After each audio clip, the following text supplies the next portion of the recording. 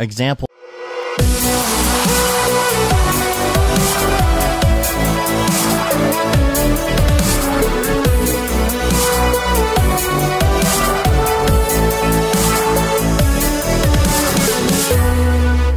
What up, bros? Welcome to another Brograph Brocast. I'm Dave. I'm Liam. And Brograph is a supplement to our site, Brograph.com, which is a motion graphics tutorial site with tutorials, plugins, podcasts, and other MoGraph stuff. And on the show, we talk about everything ranging from motion graphics to Cinema 4D, After Effects, plugins, render engines, doing business, doing taxes, being a contractor, or working for the man. And Liam's here with us today, a.k.a. 531. He's filling in for Matt because Matt's on the beach. Lucky. Slacker. So he's going to be back actually late tonight, and the two of us are finishing up our project that we've been working on. We vaguely talked about it. It's kind of under NDA right now, but what we can say is that it's a projection map, and we're really excited about it. We've been working like crazy on it. In fact, we have 2 more projection maps for the same building coming up later this year. And so I'm really excited to share it in a few weeks when it's actually live. I'm sure there'll be YouTube videos and such, and hopefully some good press. And we're looking to do like a little behind the scenes on it, show what we did, how we put it together, because it was crazy. And Matt's in the chat room right now. Matt? Are you on the beach, Matt? Are you watching the stream from the beach? That'd be awesome. So we have an email address, Brograph@brograph.com. If you'd like to email us, we've gotten some emails from people lately. If you'd like to tell us what you think about the show, if you'd like to give us comments, or you have any suggestions, or you want to hear about a certain topic that's maybe like super advanced or a topic that's super noob, it doesn't matter what it is. We accept all kinds, no dumb questions. So Brograph@brograph.com. Let us know what you think. So this project going on right now that Matt and I are finishing up, there's some stuff going on technically that just still gets to me. We're working right now.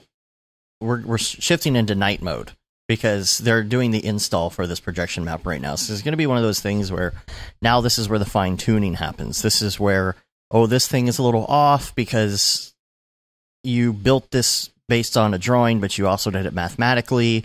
But when they installed windows on this building, they were 2 inches off, that kind of thing. So we have to adjust for that. Now, a lot of that can be done in Projector, but we're switching to being on call at night. So we're going to be watching the streams and hoping that works out. And we're going to go up there and hopefully get some good footage for behind the scenes stuff pretty soon. And some of the technical stuff I ran into, what's the deal with RAM preview when it stops working just randomly in After Effects? This is still a problem. Yeah. You're like in After Effects, everything's going fine, and you hit 0 or you hit spacebar, and it sits there and like literally does nothing. It doesn't cache it. It does nothing. You mess with settings. You try it again. You clear your caches. You clear your image buffers, whatever it is, and you have to close After Effects and open it back up. Yeah. Do you have that? Yeah, I feel like I haven't changed my workflow much in After Effects for however long I've been working in it, and my computers have gotten better, and I still have to RAM preview things at like a half or a quarter frame rate, just because it can't keep up. And it's been, probably started like CS5, I think, is my first like After Effects, first time I bought After Effects, and it should be exponentially better, and it's not. It still slows down. And Matt says try updating. It's like, yeah, dude, I'm like, I don't like to update, but I had to update After Effects because, the things that Matt updates, I have to update, or else I can't open projects, Yeah. So, like, it should be up to date. I mean, this feels like it's been happening for a couple of years now. So I have been updating After Effects. I just don't understand, I hit 0. I just want to see something. It's so frustrating. And then the audio doesn't work, or it stops working, or it slows down and just, and then so I go to the preferences and tell it not to play audio unless it can play it correctly. Yeah. And then it just doesn't work. And you're like, well, I set it to do from this point or this time or my work area. That you just have to close After Effects and open it back up. Yeah, that seems to be the trick too. And like now that I've been using Fusion a lot more too, I don't really understand it. Like I don't understand why After Effects has so much trouble, because Fusion, you can run 32-bit float whatever through it, and it'll cache and it'll play back fine. And then you hop into After Effects, and it's like you have to restart every few minutes just to be able to get it to play properly. So I think, I think they need like a really good foundational read-write or something.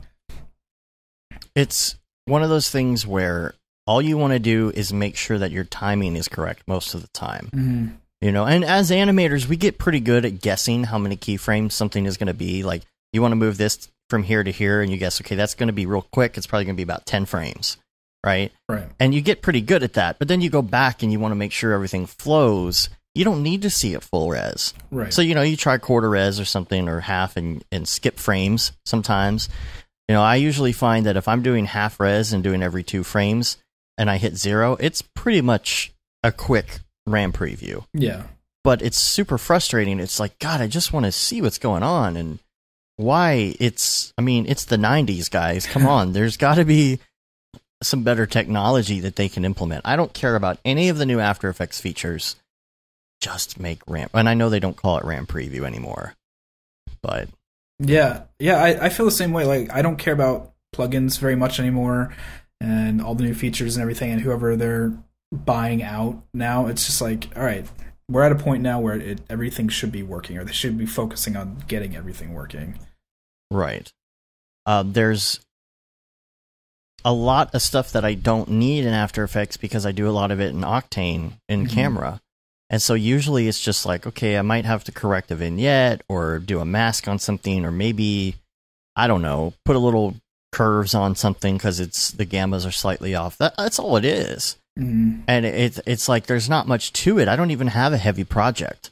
Why can't I see that? Maybe I should switch over to those other files in that article Chad Ashley wrote. Maybe that's part of the problem. You know, these TIFF files might be an issue. Yeah, I mean, I'm a TIFF kind of guy. I mean, I generally do PNGs and EXRs, and it doesn't matter. It just seems like AE is crap with RAM preview. Man, that's so weird. Yeah.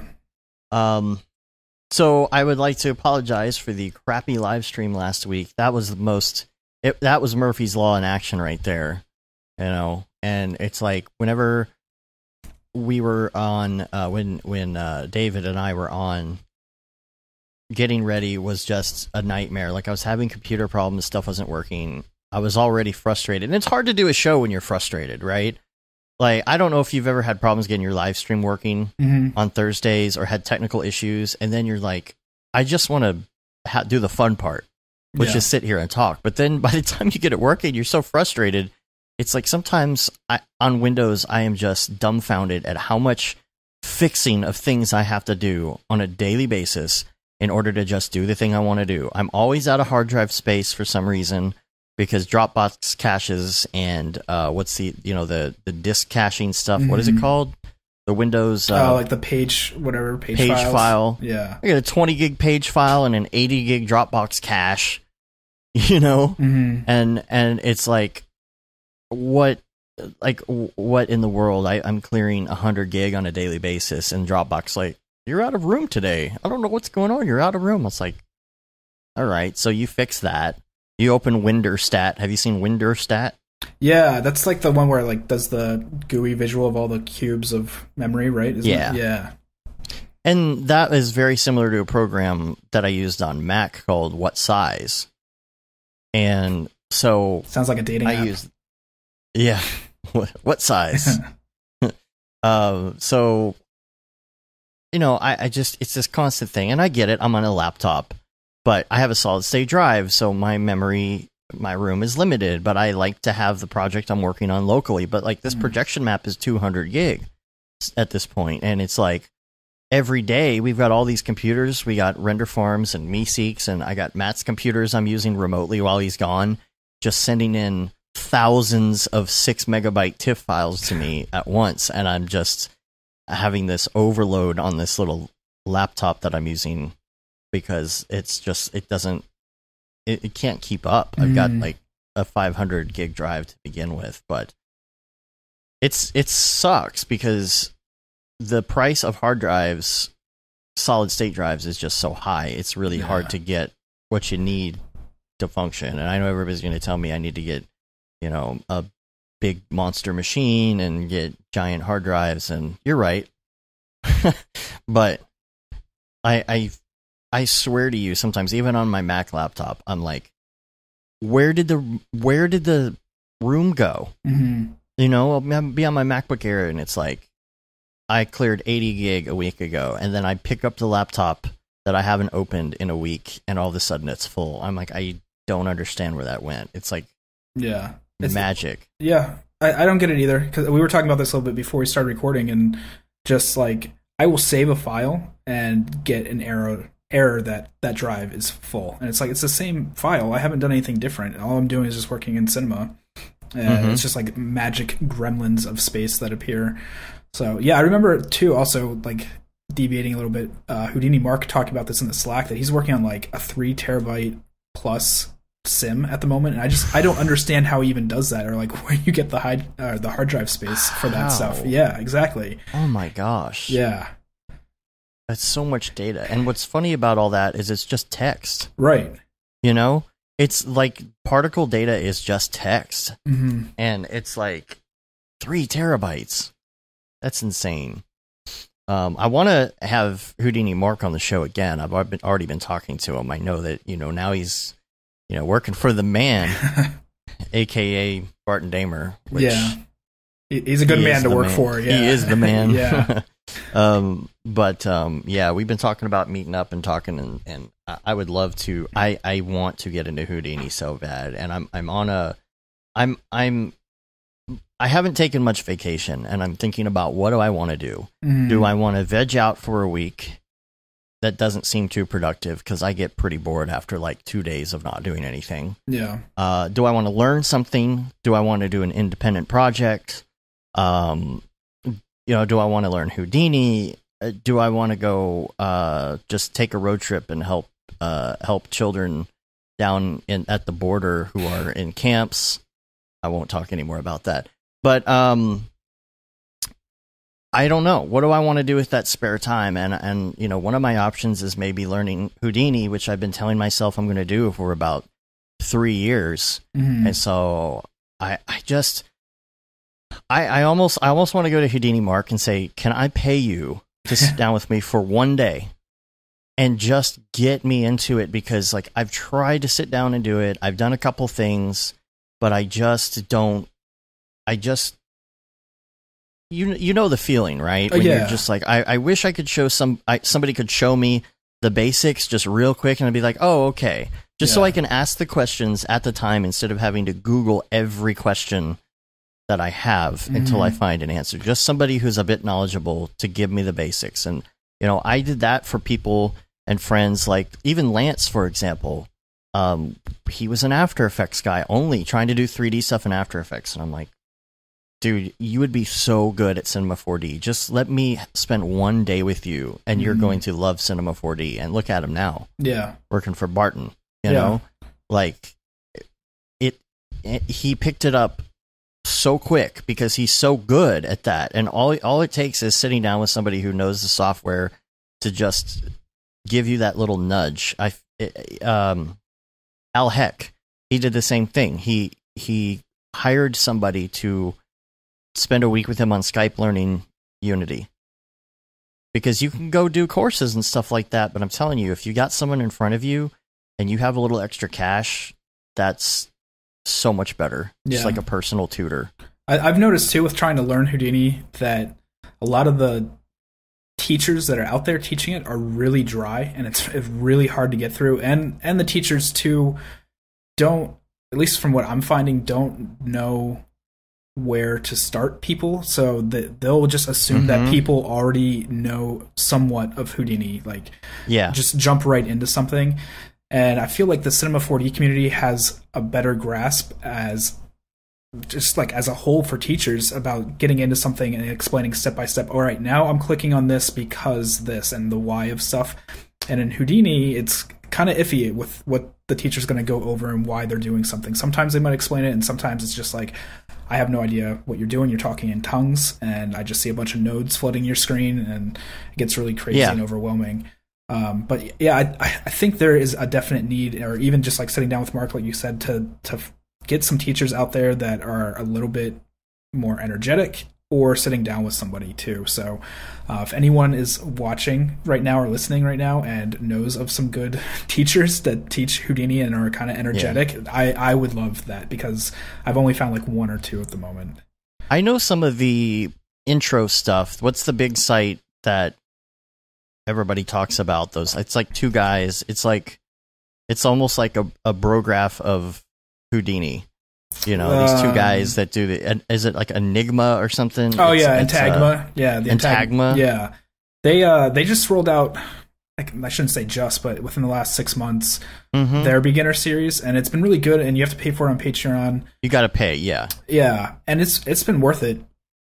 But at the same time, they have their free series where it's kind of the same deal, where it's not really dry. They're really good at talking and presenting, but they'll just jump into things assuming that people have kind of come into Houdini knowing some stuff. I tried it. I tried a tutorial, and I was like, man, this is already over my head. And, you know, I know enough to know, like, I scroll through, I peruse what you guys are doing on the Brograph Slack, talking about Houdini, which, if you are into Houdini, like, get into the Houdini channel on the Brograph Slack, because it's really great.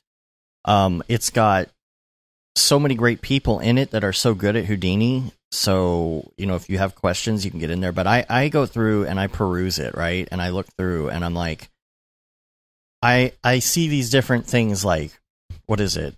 Mops and maps and these things, like these different versions of stuff that y'all are talking about. And I don't know what they are, but I know that, like, there's different ways to do things. And people always talk about which one is better. And so I'm vaguely familiar with it, but I need somebody to explain that stuff to me and show me how to use it and tell me which one is best to start out with and which one I should just ignore because it's going to be antiquated soon.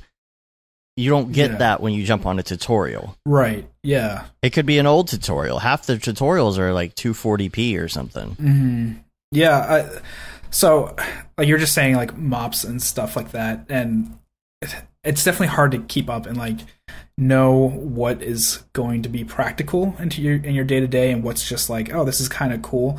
And that's what I've been having trouble with too, is like, until I started really making little projects and trying to experiment on, like, specifics, it's just like, it's completely overwhelming. So you were talking you were talking about doing a personal project, and I think that's probably the best way to do it. And I think Aryev talked about it too when he went on his like sabbatical of learning, that he pretty much picked a project, and that's how he learned Fusion 360. He just had that goal in mind. And so that's been really helpful for me with learning Houdini, is just picking, like, these little small projects. And I've been wanting to do, like, some more sim stuff, so that's what I've only been focusing on lately, is sim and Houdini, and it's been making a lot more sense than just like, I want to try and recreate MoGraph, and I want to try and do this and that. So if you are looking to get into it, I would say definitely start with a project in mind too, and then maybe sit down with Mark. Yeah, because that's how I got into Nuke. Is I actually did a little project in it at a job I had, and Joe Selnikovic helped me through it. But it's one of those things where, again, just like Nuke, I've sat down in Nuke, I've sat down in Houdini before and tried a couple things, but I don't ever remember it when I come back to it. Yeah. You know, it's one of those things where you've got to do it every day, or else you're really not going to learn it. Now I can jump in and out of Cinema 4D. If I stop using Cinema 4D for a month, which I would never do, but if I did, I would remember it, because I've just logged the hours. I mean, they have that 10,000 hour rule about getting good at something, and I guarantee you I've spent more than 10,000 hours in front of cinema, but it's never enough for it to stick in my head. Yeah. And so yeah, maybe a side project. I mean, I was working on a side project, but this project has gone so far overboard on, like, how many hours I put into it that, like, even my Sunday personal learning days have gone the wayside because I've just been working literally every day on this project. So, you know, maybe I'll find one cool thing to. I don't want to do the whole project in Houdini, right? But I'm thinking maybe what I'm doing right now, if I did one thing in like specifically in Houdini, like maybe if I did a sim or some smoke or just something just to say that I did it, that might be a good start. Yeah. Yeah, I mean, kind of like going back on what you're saying, and I know we were going to talk about this later on, but like Mops is starting to roll out from the guys from Tagma and Toadstorm, and so that's supposed to be the motion operators, and it's basically recreating everything inside Cinema 4D for Houdini now, and it's been really awesome. It's alpha, so it's a little bit crashy at times, but they've been really good about updating like almost every day. I just checked, and it's been about a week since they rolled out an update, but their forum's super active. And so for people that are looking to get into Houdini from Cinema 4D, I think this may be the like gateway drug eventually, because it's really just like, all right, I want a cube, and I want that cube to be on a sphere, and you just hook it up just like you would in Cinema. You just say, all right, I want a sphere that has cubes all over it, and that's it. And it makes it really simple. You don't have to make 500 nodes just to get one simple thing.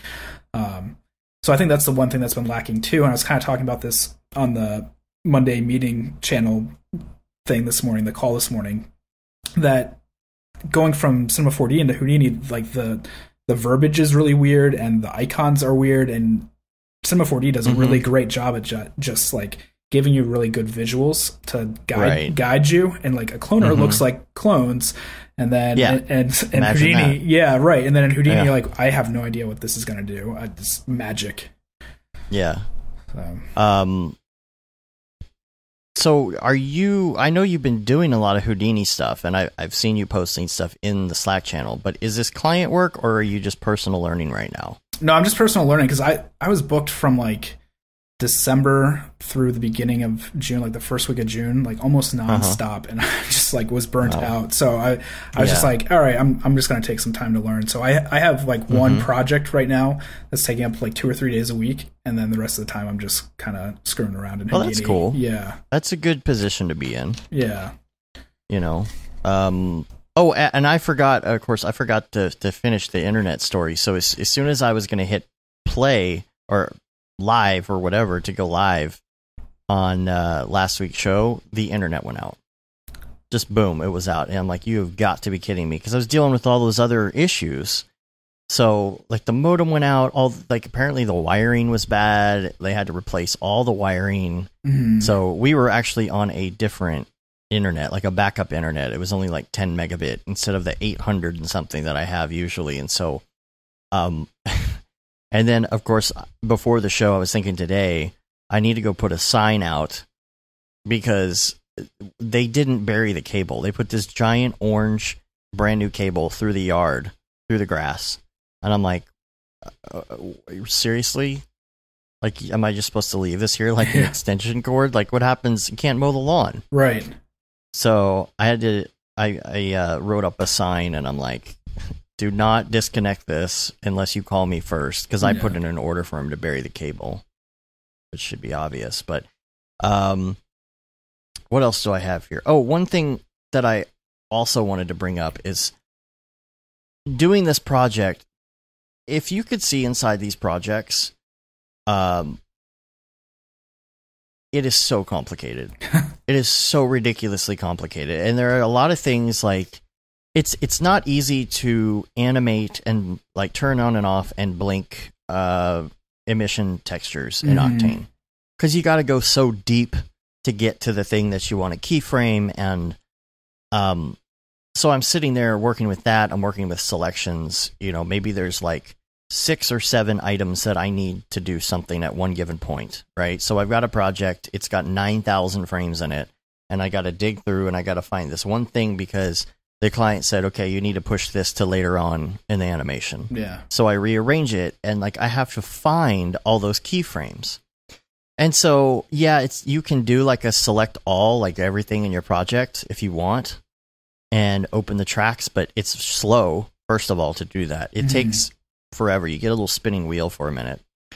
But I feel like, you know how they do like save selections? You could do polygon selections and save a polygon selection and recall it. Yeah. I would love it if you could have something where you can save object selections Yeah. in Cinema. Yeah. And say, I have 10 items and these keyframes, and you select all the things, and then you say, this is called the such and such segment. Yeah. And you save it, and then you can recall it, and they all select, and you just grab that set of keyframes and move it. And maybe I'm missing something. Maybe there is a way. But I'm looking at that. I'm like, man, that would be a great plugin idea. Could you do that with layers at all? I guess it doesn't really select keyframes when you do it with layers, right? Yeah, but it's more of, and even with layers, it's like, what are you selecting? Yeah, true. You know? Mm-hmm. Okay, Billy says it exists, and it's called selection. But is that like item selection? And can you save that as something to say, like, these are all the things, I've got these two things that move at this point, and then this texture has a keyframe that blinks at this point inside of an emission in Octane, and then there's this and there's that. There's all these, and so you're control clicking on, like, 50 items in order to just take that set of keyframes and go boop, Like Sage's See, response. Sage. Yeah. So Billy said it's called selection. Now I feel like I need to pop open Selection. Cinema and see this. I know. Okay. All right. I'm going to Yeah. try and open it while we're talking here because I need to see what this is. Because when I type selection, I always get set selection or whatever. So, okay. Well, that's opening. In the meantime, the Slack, get on our Slack channel, check it out. There's so many great channels. There's so many people doing so many things, and it's such a great community. You do a lot of you're in the Redshift channel a lot in there. Mm-hmm. And for those who don't know, Liam, you are 531. You do Redshift Live every Thursday, now every other Thursday. Yep. On your channel and our channel simultaneously. Yep. So this week is an on week, not an off week. So you will be streaming live at 8 p.m. Central on Thursday. Yep. So if you haven't heard of this, check it out. Get on the Slack and talk to us about everything. We've got stuff ranging from just general stuff and random stuff to talking about TV shows and Westworld and all that other kind of stuff. So it's called Selection. I've got my thing open now. Yeah, so I just tried it too. up. And it lets you do like new add and subtract modes and then select unrooted, intersecting, and zero. I don't know what those mean. Gurnge, Billy, what does that mean? But you can apply new transformations and stuff. It says right in here. So I don't really. Yeah. Well, here's the thing: is that there's so much in Cinema, just like Photoshop. There's so much in Cinema that it's so difficult to learn everything and know where everything is. Mm-hmm. And sometimes it's just like you don't know how to do something, and you're like, I bet you there's a feature that actually does this or something. Why can't I get Cinema to come up in the live stream? That's really odd. I guess I have something like selected incorrectly. So I'll just go back to the two of us. So I'm going to do Shift-C and do selection. Learn something new every day. All right, new select unrooted. See, I don't know what this stuff is. Yeah, I don't know what that So if I means apply it, what do I get? And how do I bring up, is there a list of those selections? Like, what do I click to get that selection back? Because I don't see a tag or anything. All right, well, I'm going to have to just come back to that off air because I don't know what I'm doing. Yeah, I know, I just closed it out because I didn't know what I was doing either. Yeah, I want to be able to have a button that says select this, and boom, they're all selected again. Yeah. So, what else on the agenda here? Don't forget, while you're on our site, check out Slack, check out our plugins. I wanted to mention that David Aryev and EJ Hassenfrost were on the School of Motion podcast this week. Yeah, it was really good. I have not gotten all the way through it yet. I started listening. I did notice in the notes that in the show notes, there's a link to Brograph and a link to Tokyo Megaplex. Mm-hmm. So thanks for the shout out there. And, but also the Cinema 4D School of Motion intro. I guess what's the official name of it? The intro class that EJ's doing. Cinema 4D Base Camp. I keep wanting to say boot Base camp. camp. Yeah, it's Base Camp. Camp. That opened today, and the last it's already full, right? The last I checked, it was full or like just a few spots away from being full. So if you're watching this on the live stream, go sign up like right now. Damn, Daniel. Yeah. It's already too late. Yeah. Possibly. Other stuff from the week. Merck posted some Morse code the other day. Did you see that? Yeah, and I followed it through, and I guess it's a coupon code, which is, I thought, really smart. That's really smart to do that. So of course I posted, this just proves that you are indeed AI, and he was like, you figured me out, or something like that. He did another one too, where it wasn't just dots and dashes, but some other kind of what is it called? Binary. He posted binary as well. Oh yeah, yeah.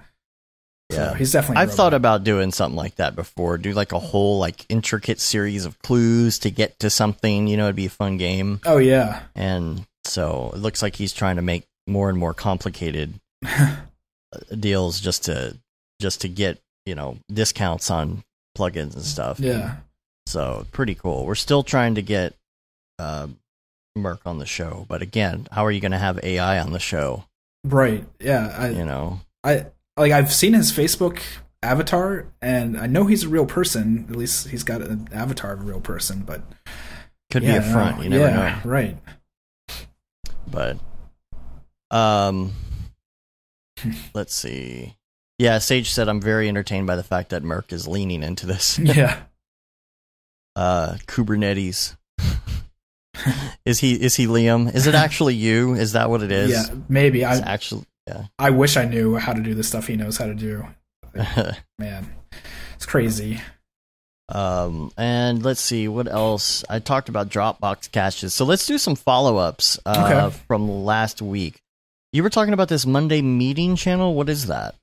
So yeah, we started a Monday meeting channel. It was kind of after Barton's article came out on Grayscale Gorilla about how they do a Monday meeting to talk about inspiration and just kind of collaborating on things and learning. I have things been from in each those other. meetings before with them, which is pretty cool. Yeah, and so as freelancers, we don't really get that. So Mark C and myself, and I guess there's probably like 15 of us in there now, maybe 20 of us, decided like let's try and do like a weekly call and just show things that are inspiring us throughout the week, get questions answered, and talk about where is goals. This though? So Mark started a Zoom account, so he just has Zoom. It's like a live streaming chat thing. It's kind of like Skype on steroids. Or like like a tiny chat or something, or like Discord, or it's kind of or like Google Chat or whatever. You can have up to like 40 people in a chat at one time, something crazy like that. Yeah. But yeah, so Mark started that, and he ended up buying a paid account, so now you can just chat as long as you want. We do it every Monday at 10 a.m. and if you can't make it, you can't make it, and if you can, you can, and there's no real like qualifications to come to the chat. You just come and hang out. Really cool. Yeah, and if you have something to share, then share it, and if not, then that's cool. You can just listen and hang out. It's like a party line. Yeah, back in the day. Yeah, pretty much like a party line that has a little bit of focus to it. Yeah, yeah, that's awesome. So if you guys are freelancers and you feel like you're lonely out there and you have no one to bounce ideas off of, or talk to in real life, not just like a text of Slack questions and things like that, then this is how you can get some like real face time with that. Billy says that there's info in the channel in Slack. Is there a channel dedicated to it in Slack? Yeah, it's hashtag motion-meeting, or not meeting, Monday-meeting. Man, look at that. I'm not even subscribed to that one. I can't even keep up, I'm telling you, I try to keep up on our Slack channel the best I can, but like when I'm working, I have to snooze it. Oh yeah. And I'll come back and it says you have 430 notifications, and I'm like, okay, that's crazy, but that's also really cool at the same time. Yeah, I've set up Slack now to just notify me on certain keywords because it was just getting too intense.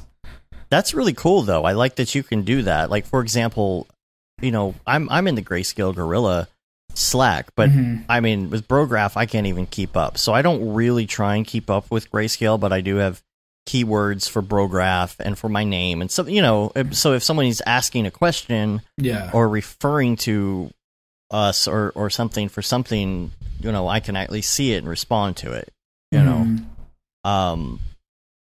But yeah, Slack is so powerful. Yeah, it is the IRC of our day. Yeah, basically, and just without all the crazy macros. Do you remember those? Oh yeah, yeah. The macros, and I saw a picture the other day. It was for a theater or something, but I guess you had to be, or maybe it was a bar, but they had a marquee, and I think because it's 21 and up, it said something along the lines of, "If you don't remember what IRC is, you're not allowed to come in." Or something. That's cool.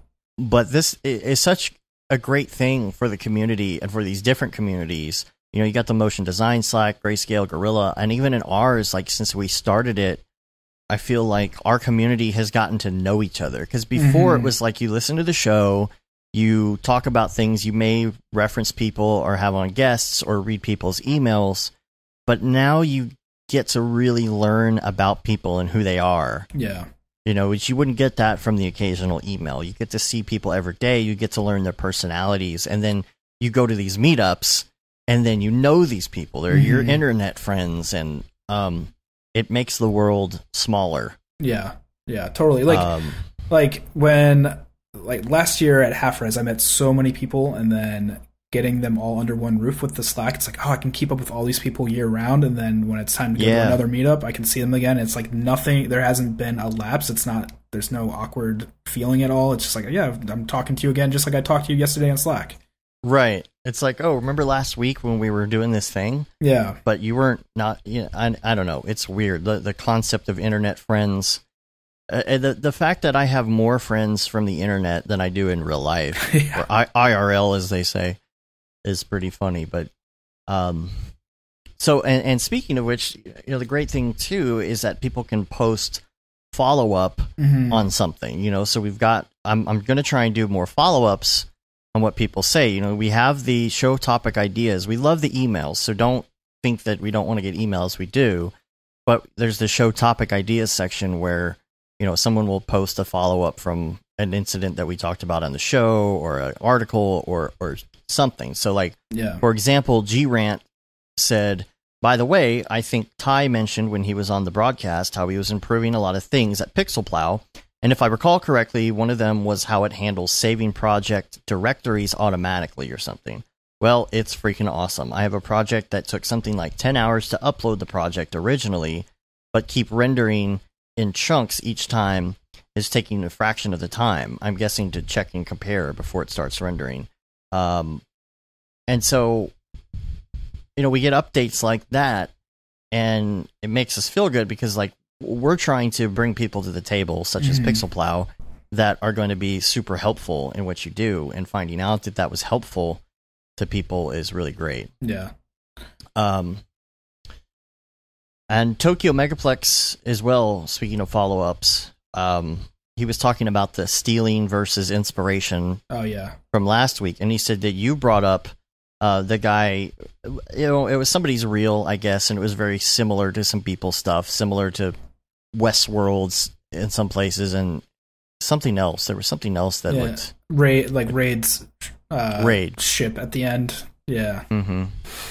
But I guess what was going on is people was actually giving this guy tips or something, and but it looked kind of like Beeple's work. It kind of looked like this stuff, and again, it came back to that whole discussion: is something stealing? Is if it's similar, it's not really stealing, but right. So, I guess it turned out. So I talked to him, and it turned out that he had actually gotten on a Skype call with people and had them kind of give critique. So I think that's pretty cool. That's awesome to have that connection and friendship with people and do that. For me personally, it's I want to deviate away enough from something so I'm not immediately instant reaction thinking, or somebody's thinking that, hey, that looks exactly like so and so. Right. So that's kind of where I draw the line, where it's if I'm imitating somebody to learn, that's one thing. If I'm imitating somebody to put in my reel to get work, I feel like that's kind of a little skeezy. Or if you're working for a client that says, I want this style, well, then you're going to do that style. It's not, I mean, they're paying you to do whatever they want. So, right, exactly. I guess Tokyo said, should he have given credit as inspiration to people? Honestly, I don't think so. I don't think there's any reason to. I don't think so either. You know, and also, what if someone who somehow hadn't seen Beeple's work saw his reel and thought it was his idea and wanted to hire him as creative director? Well, I mean, if you can do the work, you know, like what's the issue? Yeah. You know? Right. I mean, nothing is fully original, so... Yeah, everything's totally a remix. It's just, like, where is that line of, like, am I actually... like remixing something and remixing something else together to make something new, or am I just taking something and kind of iterating off an idea that somebody already created? So yeah. And another thing about our Slack channel is the fact that we can get updates where people will send us a link or something that's really helpful in regards to something we talked about. Yeah. And and sometimes I go through and I'll pick stuff up or save stuff, and I'm sorry, like if I'm not always able to give credit to the person who posted it, because sometimes I just like grab a link and save it and I forget who sent it, you know, but it's great because it becomes a resource for us on the show. You know, everybody's basically a producer, you know, at that point. And so I'm sorry I don't have credit to give where credit is due, but somebody posted a link to this video called How to Affordably Copyright Your Art and How to Deal with Copyright Infringement. Cool. This is by Gerald Tidwell, so that'll be in the show notes. Of course, relevant to our conversation about Matt Rittman, right? Who is having copyright issues. So cool. Let's move on to Ravcock. What's your flavor? Nice. You're supposed to do the thing, man. Oh, man. Sorry. What's your flavor? What's your flavor? See, there you go. God. See. I'm trying to cut back on caffeine, and it's not been successful so far. As I pick up my giant coffee. I see you drinking that. I really want to text my wife to get me some coffee. My wife? My wife. Actually, I have 2 of these. So, I didn't sleep much last night. So, I have a venti iced coffee here. I have another one in the fridge, and I took a double espresso shot before I did show notes. So damn. I'm a little jacked in that regard. You should get some caffeine. Yeah, I'm probably gonna ask my wife. Why are you doing that? Just I don't know, just to see if it helps my life at all. I don't know. One of those things where it's like people say you shouldn't have so much caffeine, so I'm gonna try and cut back. I was drinking like a Monster a day, which is just like pure chemical into your bloodstream. Oh, dude! You know? Yeah. Tell me about it. Yeah, so I want to try and cut that out completely and maybe switch to just like coffee in general, or like something a little bit more organic, not organic, but like natural. More natural. Yeah. Yeah, I understand that because I love white Monsters, and I get the ones, the tall ones with the bayonet cap on the top. Oh, yeah. You know what I'm talking about? And I'll down those, and there's some days I'll have 2, and I'm like, how much chemical crap did I just put in my body? Yeah, like, are my kidneys still working right now? Like, yeah. Right. So yeah. I try and restrict those, even the Red Bull. You know, I don't think the Red Bull is as bad as Monster, but yeah, sometimes you just gotta have a Monster. That's what she said. Audio problem. Stand by. Let's see. Okay, no, we're good. We're good. Cool. It's this computer that I need to revamp. Kind of has issues sometimes. So you know what? I should do a marker because I know I'm not going to be able to find that part.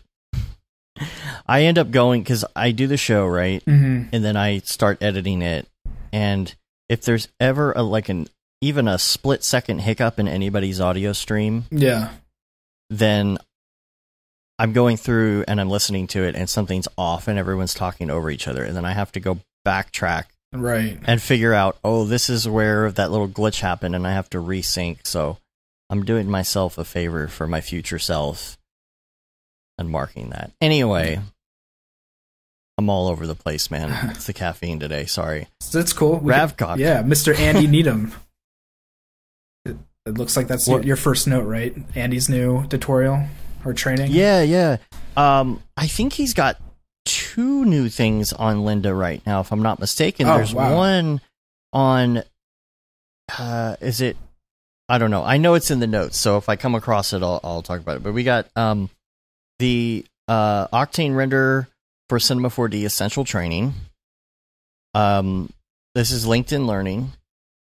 So got a link to that. That's why it's in Ravcock, because of the Octane stuff. Yeah. But I swear there's another one, but I might have it in my links. He's got a bunch of courses on here. I went to LinkedIn and clicked on his name. He's got Octane for Cinema 4D Essential Training, X Particles 4 Essential Training, designing an animated app in Illustrator, Cinema 4D Essentials VFX, let's see, Essential Training Motion Graphics for Cinema 4D, learning R19, new features in R19, R8. The X Particles Slack he's got going too, and he's got a lot going on. Yeah, he's got a lot, man.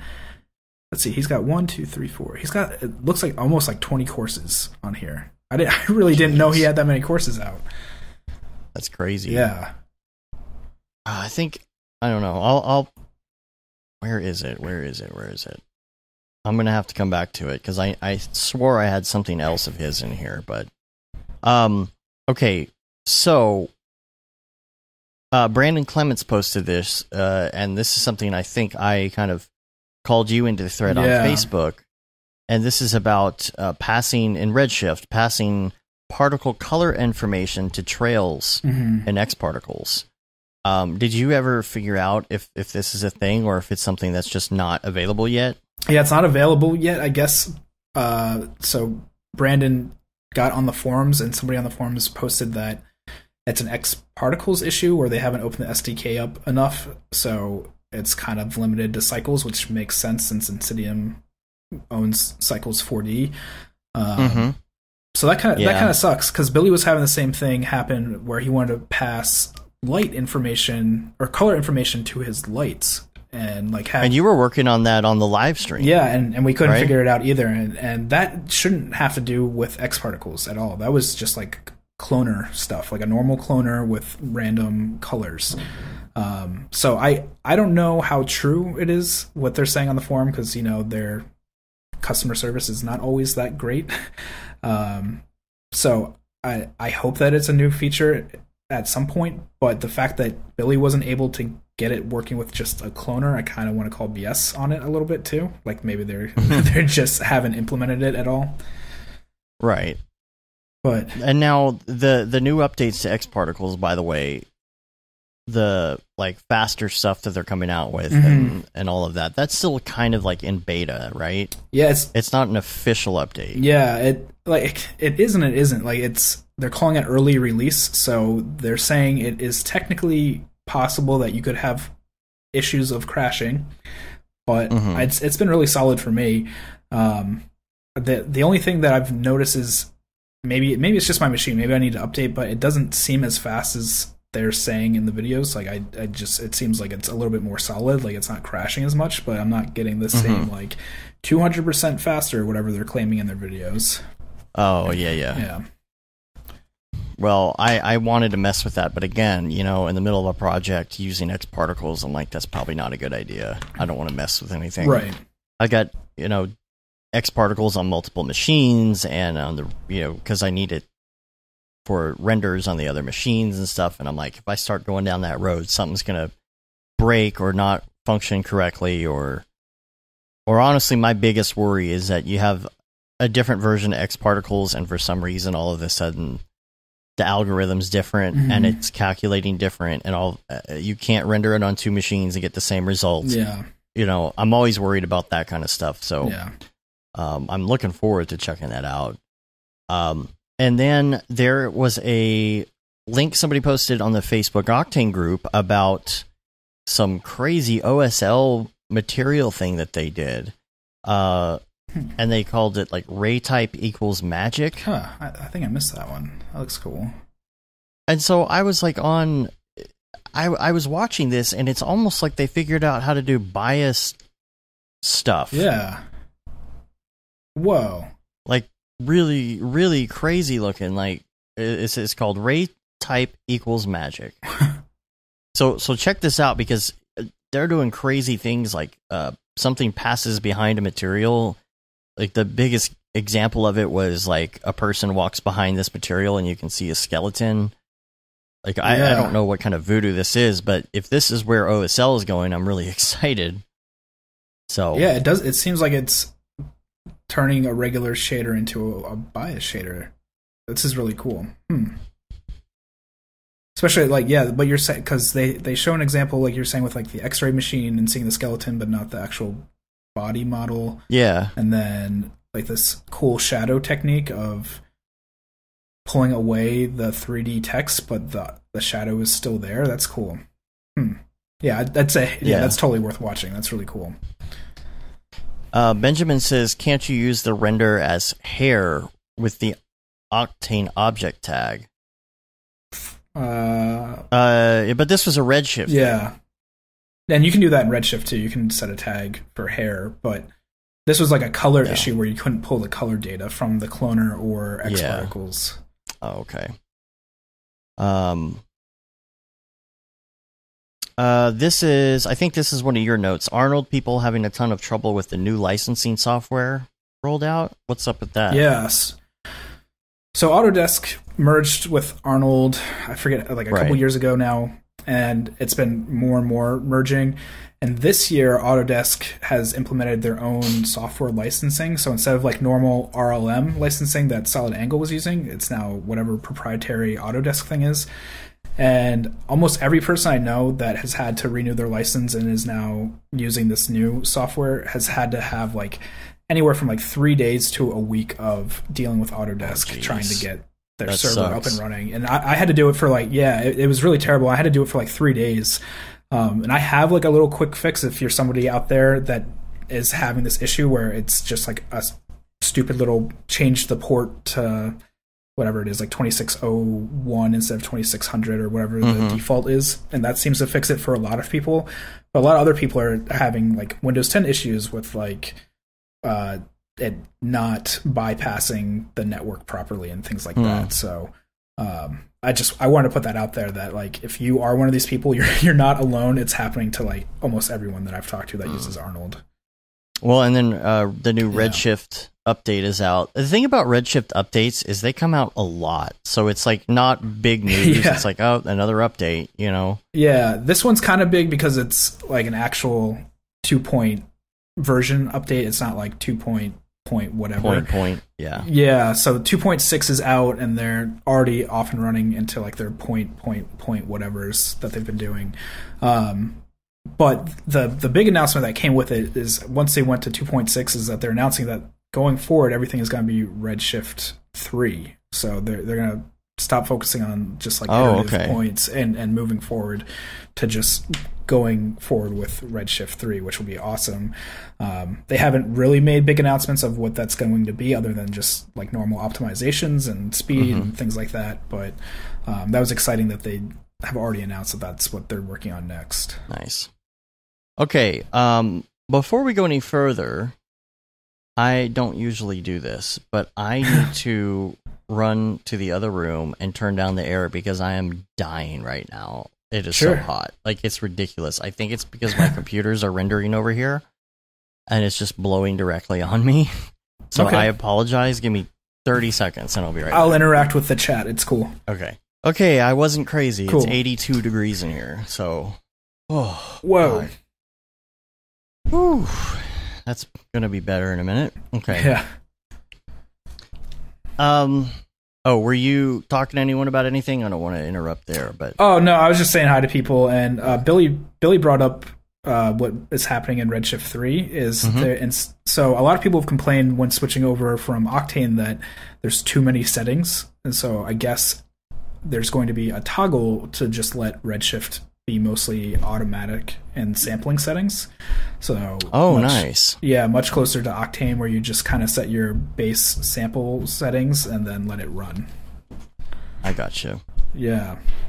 Well, that's cool because I do get that. Like, I do like the simplicity of Octane in that aspect sometimes. Like, I get needing to have more control for certain reasons, but yeah. Let's move on to some topics. Cool. So this topic is kind of a two different topics. This is based on an email, and the topic is taking changes and feedback personally. Hey guys, how do you handle client changes when you know it's not necessarily the best route? And when it makes the project worse, how do you keep interested and not take it personally? And then there's another part I'll get to in a second because it's kind of a different topic. But Okay. That's understandable because a lot of times clients do make changes. And the worst is when you're excited about a project, right? Yeah. It's not just like a pay the bills type project. It's a really exciting project, and you really want to make it awesome, and you're really excited to put it on your reel and all of that, right? Right. But then the client comes back to you and they do something crazy, like, just completely just destroy something that was really going in a good direction.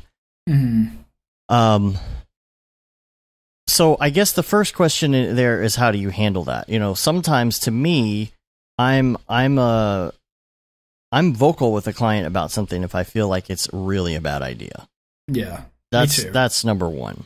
Yeah. I feel like there is a point sometimes where you're just like, look, I really, really want to advise you against this thing, whatever it is.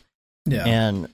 But sometimes it's a small change that you don't necessarily think is right, but it's like the client wants this, you've got to do it. Mm-hmm. And it takes the project in a direction you were hoping it wouldn't go in, but you understand why they're asking for that, and you just kind of have to do it because, let's face it, you're getting paid. Yeah. You'll do a first round, and it's hit or miss sometimes. You'll do a first or second round of something, and then they'll come back and completely change it, and you're like, okay, well, I don't agree with it, but, that's fine. I mean, they are paying the bill, right? Yeah. I mean, they're paying you, but so I guess that's the first thing, is you got to decide, okay, do you want to address this with the client and tell them it's not necessarily, you don't think it's the best route creatively? Mm-hmm. Do you have that? Does that happen to you often? Is it a recurring thing? And do you handle it by talking to them about it, or do you just do it, or what do you do there? Yeah, like I'm kind of in the same boat with you. I will gladly listen to clients' changes and talk with them about it. I'm also like I'm of the mindset of making changes and showing them and saying, like, here's where you were and here's what you wanted, which you think works better. I'm also of the mindset of, like, they're hiring you for a reason, especially if you're a freelancer and you're supposed to be the professional. So if they come to you with changes that you think aren't going to work best, that could reflect on you later down the road. So if the project wraps up and it isn't well received or things like that, they could say, well, why didn't you tell us this was going to happen? Yeah. So I would much rather talk about something and try and get it on the best route possible than just completely take changes and make them and say, like, okay, I'm getting paid for this, so I may as well just do it. Right. And then the second part of that, when it makes the project, when it does make the project worse, how do you keep interested and not take it personally? Which is also kind of a two-parter. Yeah. Because you lose that momentum. You're like, oh, this is really going great, and then you're like not into it anymore, which kind of sucks. Mm-hmm. Yeah, that's the hardest part for me, is keeping interested. Like I'm not so troubled with taking things personally. Like I am very good about kind of like godfathering it up and, like, this is business, it's not personal. But keeping interested, it's like, okay, I have how many more days left, and then, like, this job is over. Like that's the biggest thing for me. And I've had it with projects this past year that I've just, like, kind of dragged on, where it's like, okay, I've only got like 3 more weeks of this left. I've only got 2 more weeks, and just, like, kind of counting the days. And it's really hard to keep interested. The only thing that I can really suggest is, like, find one thing in the video that you really like and have kind of put your heart into, and just make it the best part possible of what you're doing. And so at least you have maybe 5 seconds out of the whole piece where you can be like, I love this part, this portion of it. and I can put it in my reel, maybe. That's the best way to keep interested, at least have something that you love in it. Mm-hmm. But it could, because that is hard. Like you lose the momentum that you were on, and but yeah, you can't take it personally because it's just business. Like, and it's like you got to give people revisions. Right. You can't just assume that whatever you're going to give them, they're going to say, "Oh, that's fine," because that rarely happens. Right. You know, where the client comes back and says, "Nope, you did a good job. It's perfect. We're done." Yeah, and I've fought clients on ideas too, and lost, and then implemented them, and then gone back and looked at them like, oh man, they were actually right about this too. Yeah. And so that's part of not taking it personally either. Is like, if you feel like you're being attacked by a client and you start to take it personal and you don't implement the changes, you might actually be holding yourself back a little bit too. Like the client isn't always wrong. It should definitely be a conversation. Yeah. Well, there's one that I was working on for a pretty big brand last month, and it was one of those things where it started out 3D and it was going to be really kind of cool looking, and then it went to 2D, and then we came up upon brand standards, and the brand standards made it even worse, and they're sending examples of what they want, and it didn't match what they said they wanted in the first place. And I'm like, you've dumbed this down now, and to where it's just garbage. It's literally, it's for the meal. Yeah. When it started out for the real. And it is frustrating. And I didn't take it personally, because it's like, okay, whatever you want to, if you want to pay this for this thing at this point, which we've now gone through 1 million revisions and turned it into nothing, that's fine with me. Jago Design said 3D to 2D to potato.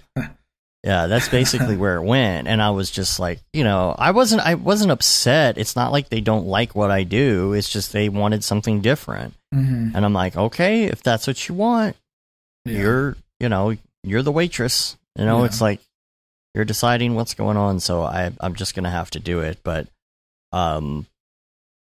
you've got to be willing to put that time in. And if you're going to say, okay, you're going to get 3 revision rounds, then this is what you're going to.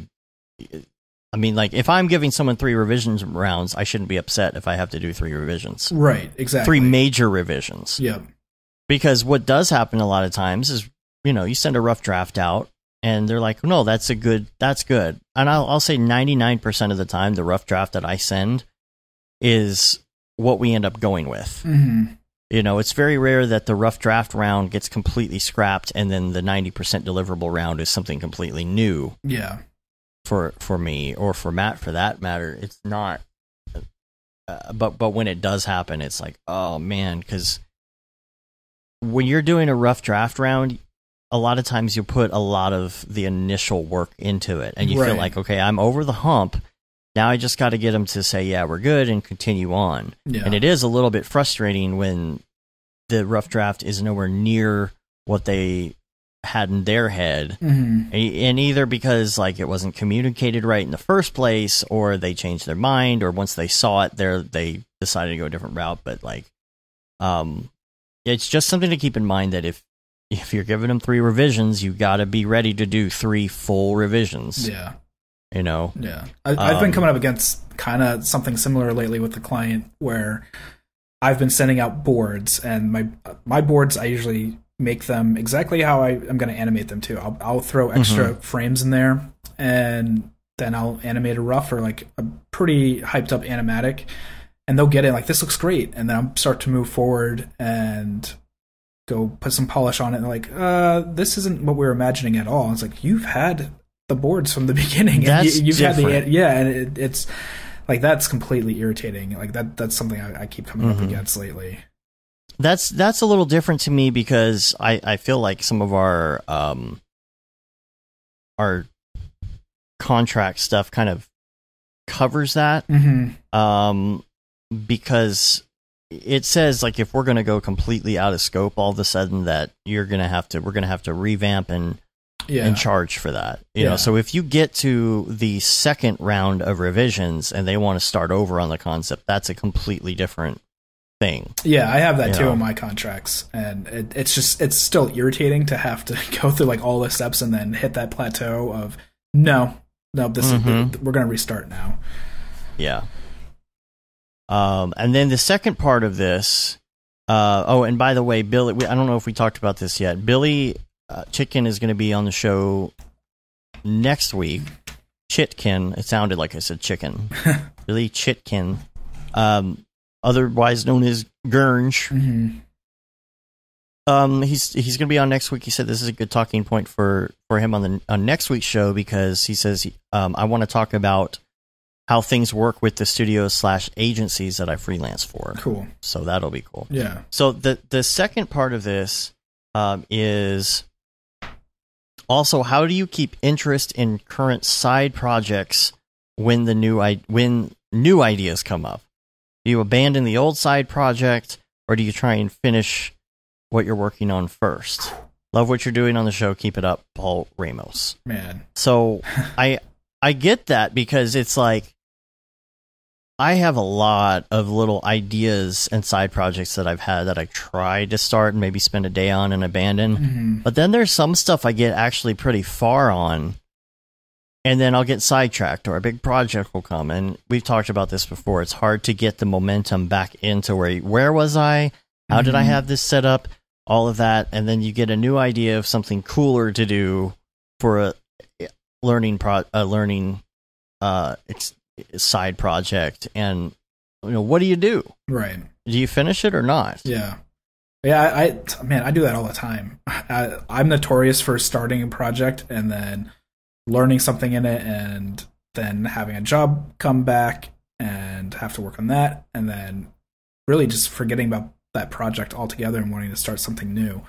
Yeah, it's really hard. I'd say there's maybe like 3 instances a year where I actually finish something, and then most of the time it's just like almost like doodling a little bit, where I'll go in and open the application and do something, and it's like, all right, this is kind of like a doodle, and I just keep it in the archive, and I never see it again unless I have a project that comes up. It's a great analogy, and yeah, that's the other thing. At least you learn. At least you still learn something. Yeah, you might not finish it, but at least if you consider it doodling, that's a great way to look at it. I was just messing around with something. You don't have to finish it. Yeah. So I mean, I think that's a great way to look at it, and you can always come back and do it. Or if you come up with, maybe you'll come up with a new idea down the road that's related to it, and you're like, oh, you know what? I'm going to pull up that old project and continue on using this new method. Yeah. So. Yeah. Billy's saying, how much or I guess more there is to say Ben's about saying that, in the chat to try doing a different medium. I really, really love the doodle. Like, what do you mean? Like, so Ben is saying, I'm teaching myself how to stick with something and finish it by doing a painting instead of like a traditional 3D project. Oh, okay. And I see. Yeah, so try switching up the mediums, like drawing or something else. I guess that could help, but I think what Paul's asking too is just like, for like, we see these personal projects that people are doing, like Mitch Myers or whoever, and it's like, how do you stick with that? How do when those things take months to complete, how do you not fall apart on them? Yeah, I'm so behind because I've been working on my project. I've lost momentum in my side project. Yeah. And my Sundays, so I'm really going to have, and it was a really good one. It was making great progress, and I need to force myself to finish that. Because that was a great, it's going to be a great thing to put on the reel, I feel like, if I finish it. Yeah. But if I don't, the thing is, you can tell people that you know how to do something. And this is, I think, my biggest problem. And I think it's kind of a big problem Matt and I have, because we don't do much personal side project stuff. Right. And we're working for clients, we're paying the bills, and it's not necessarily real worthy stuff. And so we get caught in this thing where it's like, I know how to do all of these things, right? I know how to do all this X particle stuff, and I know how to do this motion tracking stuff, and I know how to do this and that. And what happens is the reel does not reflect the fact that we are able to do that. Right. Because we're ending up putting stuff on the reel that's just client projects that we thought were cool, but it's not necessarily showing off the fact that we could, mix live action with rigging and HDRs, into live environment with animated robots and smoke and explosions or something, because we don't have clients asking for that. Yeah. But it's a catch-22. The clients don't ask for that because we don't show that off. Right. So we get in this thing where it's like, I don't feel like my reel reflects my ability. Right. Because I'm not showing people that I can do that, and I'm not getting those jobs. Yeah. You've got a side project for the gigs that you want, or you're never going to get those gigs. Yeah, it's like that, what is it, ITT Tech commercial? Like, I don't have any money because I didn't go to school. I didn't go to school because I don't have any money, and I don't have because I don't have a job and all that. It's the same thing with working. I eat because I'm unhappy. I'm unhappy because I eat. Yeah, it's a vicious cycle. It's totally a vicious cycle. Like, if you want to be working in cool Pixar style animation, like you got to do that work yourself, and your clients aren't going to know you can do it until you actually do it. So it kind of sucks. Because you can do it. It's just when you're getting paid for it, there's a feeling of it's okay for me to sit here and do this all day because I'm getting paid for it. And it has to get done because the client is asking for it. You don't have those two things working for you when you're doing a side project. Yeah. And so it's frustrating to know like that you are pretty decent at 3D tracking or something, but you don't have anything to show for it. And I'm forcing myself this year to try and push more of that out. Now, here we are 6 months through the year, and I've barely done it. Yeah. But it's still like the second thing on my list of things to do if I'm not working. Yeah. Yeah. Sage is making a good point in the chat about holding people accountable in the Monday meetings group. And I want to say, not even just in the Slack, but that's, I think, one reason why collaborations work so well is because you have somebody else there to making hold you accountable. Yeah. Yeah. So maybe, Paul, that could help you if you maybe have like an accountability buddy that you could work on a project with, that maybe somebody's doing coloring and texturing and you're coming up with the animation, or vice versa. An Accountabilibuddy. Yeah. Show title. All right. I think that wraps up that section. Cool. Let's do some links.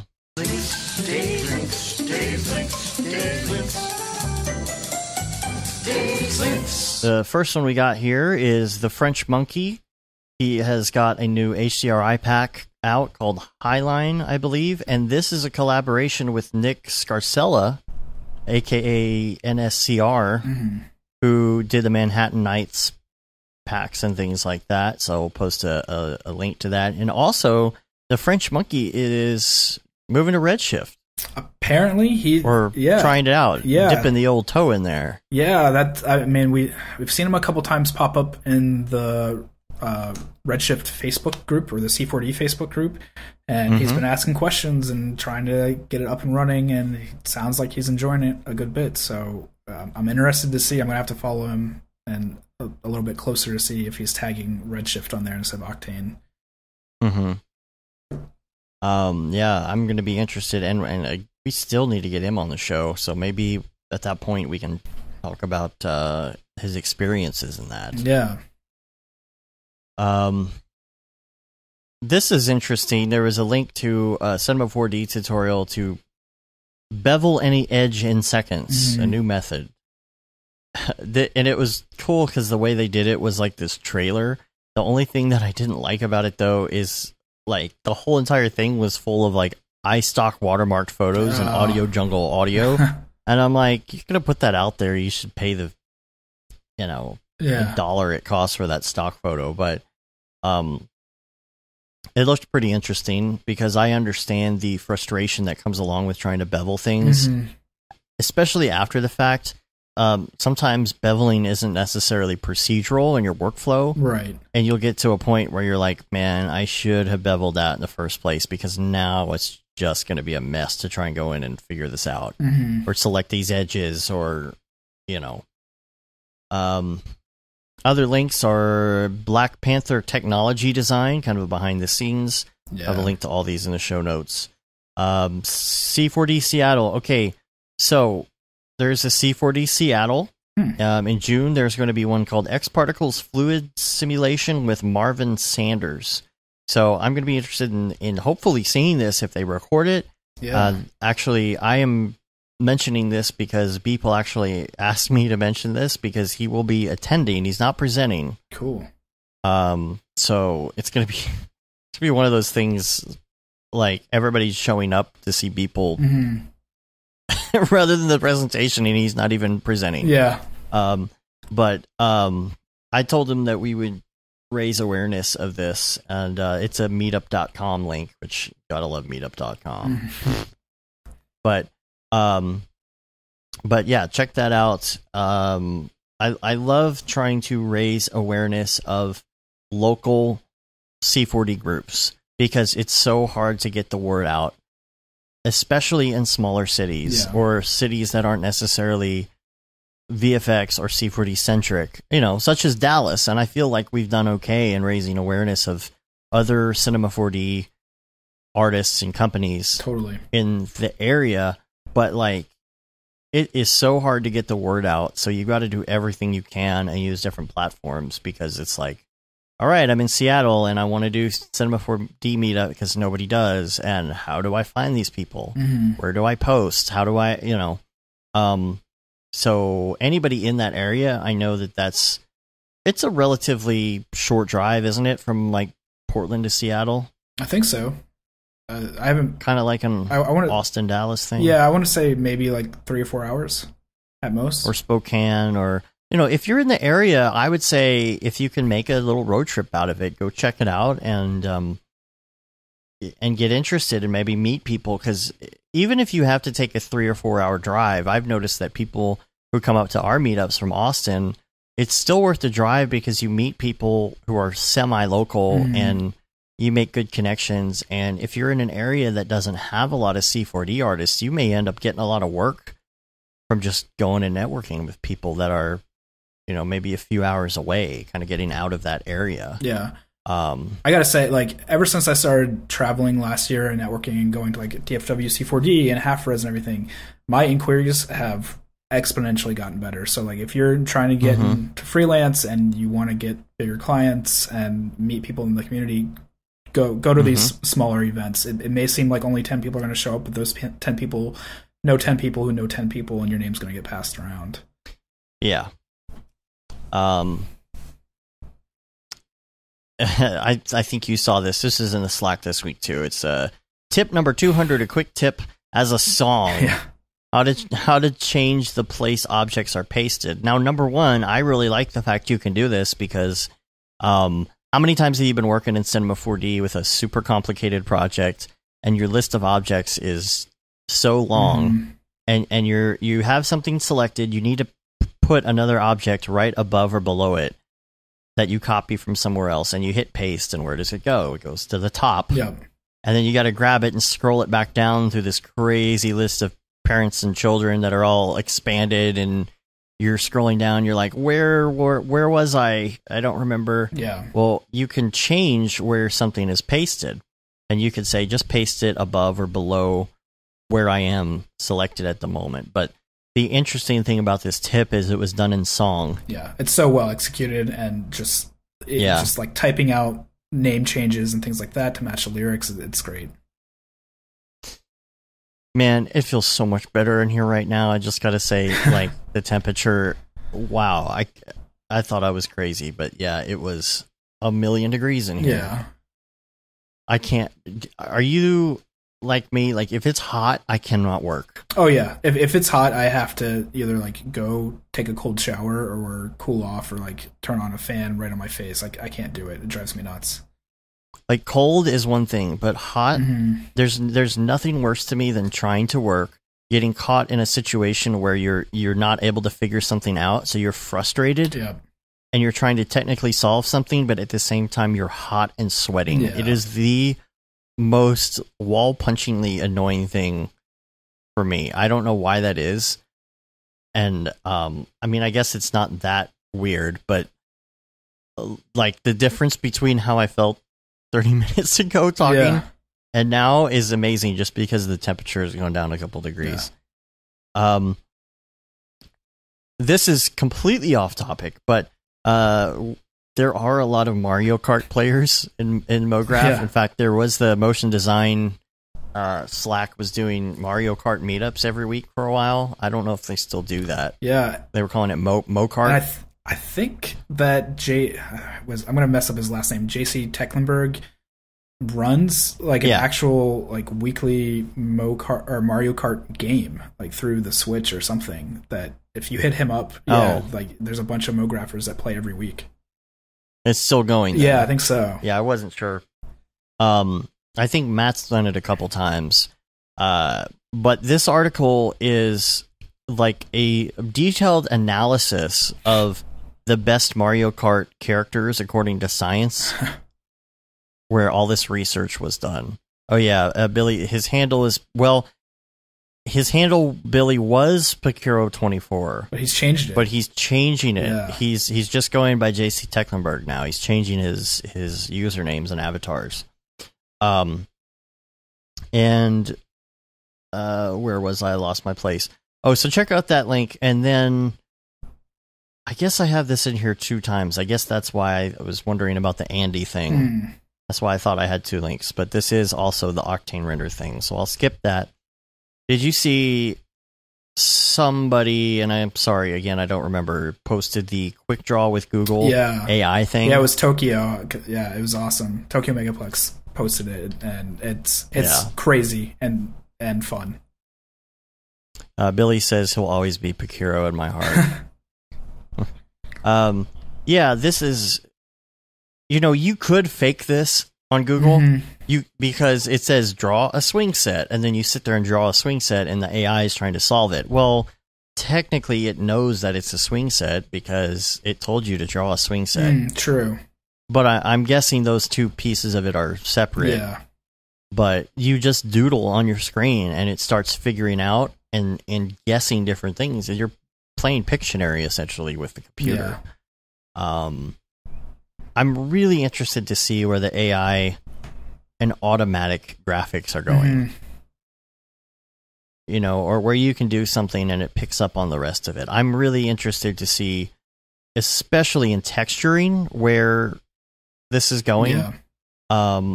I think that it's going to be really cool to open up Cinema 4D and then start building something and the computer to automatically texture that thing for you, to figure out, oh, you're making a house and you're making windows. I'm just going to texture that for you. Like, that is going to be amazing when that's implemented, because I think that's actually probably one of the easiest things that they could probably do off the bat, because it's very easy to recognize certain things that are formed geometrically. Like handwriting and doodling is one thing, but it'd probably be very simple for Google AI to look at what you're doing and, let's just say, SketchUp or something to start, and say, oh, I'm just going to put textures on this for you.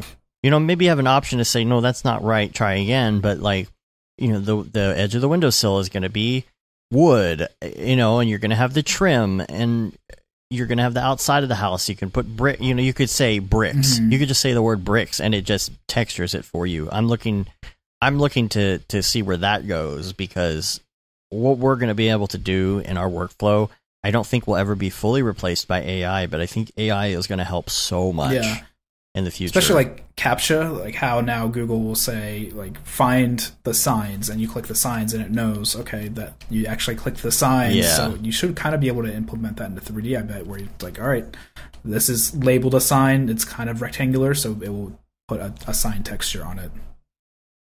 Yeah. Spacemon Q, man, that's a tough one. It says, can someone explain to me the difference between parametric and procedural? I think those are 2 separate things, honestly. Like, parametric is a parametric object, and if I'm wrong, please correct me, but a parametric object is something like a cube object or a sphere object, right? And I see, Sage is saying technically the same thing, and I he's right. But I tend to use those differently in different situations. Like Sage said, parametric is more to do with models. A cube that is parametric is like a cube object where you go into the options in Cinema 4D and you have, or a sphere is probably a better example because you have like what's the radius and or a cylinder, how tall is it, and what's the bevel and all of that. And it's a non-destructive way of doing shapes. Yeah. If you mix that down to geometry, it is then geometry only. You can't go change the bevel. You can't go change the height in the same way that you did before. And like Sage said, Fusion 360 is a procedural workflow. Houdini is a procedural workflow. A parametric model is like Fusion 360. Yeah. You could go like 100 steps back in Fusion 360, but sometimes in Cinema you can't do that. In order to go to the next step or do something, let's say with particles sometimes or certain things, you have to mix your geometry down. If you want to export a really complicated OBJ of something that you built, usually you have to mix all that down to geometry and not use the parametric.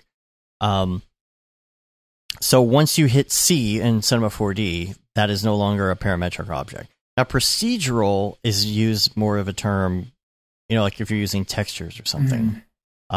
If you create a noise in a texture, that's a procedural texture.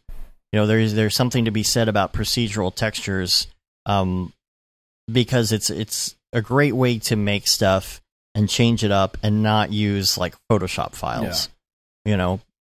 Procedural bricks, for example. If you want to put bricks on something, instead of using a texture of a brick, you would use procedural bricks, where you could change the grout and you can change the size and you can change the randomness of the color and what's the substance designer is like that, where you can create these crazy procedural textures to where you can go back and Sage again. There you go.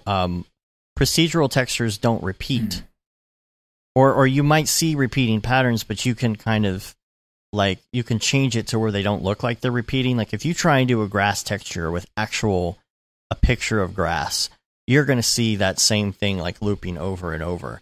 You can layer procedural stuff to where it doesn't look like you've got a whole bunch of tiles. You can go back and say, change this, the how wide this noise is, or the type of noise. What are some other procedurals? The way I've always thought of like procedural is kind of like cooking.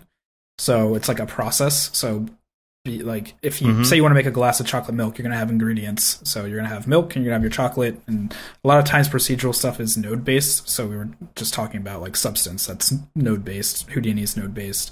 So you would have like a chocolate node and a milk node, and then you would combine those into two nodes, and that combination would be like a glass. And so inside that glass, it makes chocolate milk. And then if you do something along that process or the procedural process, it changes. So if you swap out chocolate for strawberry, then you're going to get strawberry milk. So it makes it so that you can change your recipe whenever you want, and it will always be modular. Right. Where non-procedural would be you've got a Photoshop file of chocolate milk and you can't change it. Or you'd have to do a lot of work to go in and change it to strawberry. Right. The other thing that I use procedurally a lot, and it's a little harder to do sometimes in Octane, but I do stuff with like squares, circles, lines. Sometimes lines are a thing. If I need lines, I just use a surface and do lines. I don't go into Photoshop and make a texture of lines and then bring it in.